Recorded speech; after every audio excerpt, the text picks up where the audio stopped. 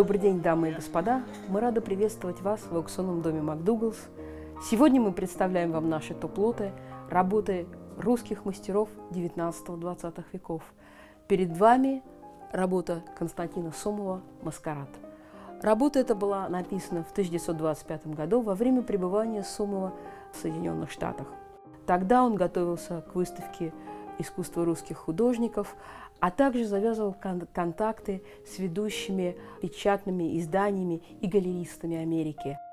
В своих письмах к сестре Сомов пишет о том, что он познакомился с журналом Vanity Fair и собирается представить им несколько вариантов для обложки этого журнала. Это один из вариантов, предложенных Сомовым для обложки Vanity Fair. Наверное, перед нами одна из самых реалистических работ художника, потому что, несмотря на то, что перед нами такие узнаваемые персонажи комедии дель-арте, эта работа далека от работ Сомова десятых годов, от «Маркизы», от «Слез Коломбины», от его «Маскарадов», потому что это, несмотря на весь антураж карнавала, это Бродвей, это Голливуд. И не случайно на этой работе мы узнаем ведущих героев того времени. Например, справа дама в розовом и склонившийся над ней мужчина во фраке. Это знаменитые брат и сестра Фред и Адель Астер, танцоры-чечеточники, страшно популярные в 20-х годах в Америке. А напротив не менее знаменитая пара Фред Ланд и Лин Фонтейн, знаменитые актеры, много выступавшие тогда на Бродвее и игравшие в Голливуде. Чуть за ними Джон Берримор, он в 25-м году уже исполнивший роль Гамлета с невероятным успехом, популярен, и на работе Сомова он также изображен в костюме Гамлета. А за ним, отвернувшись от нас, Рут Сен-Дени, знаменитая танцовщица модерна. Узнаваемые другие персонажи, практически все они сняли маски, практически все они кружатся в вихре карнавала жизни.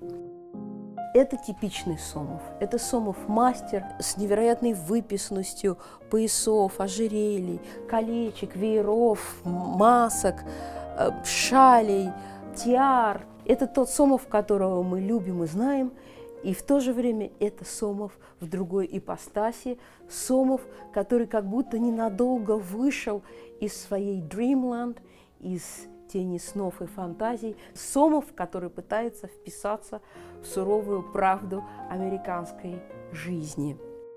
Наверное, и тем, кто коллекционирует Сомова, и тем, кто только начинает собирать русскую живопись, эта работа будет интересна, потому что чем больше на нее смотришь, тем больше открываешь в ней деталей и каких-то радостных подробностей.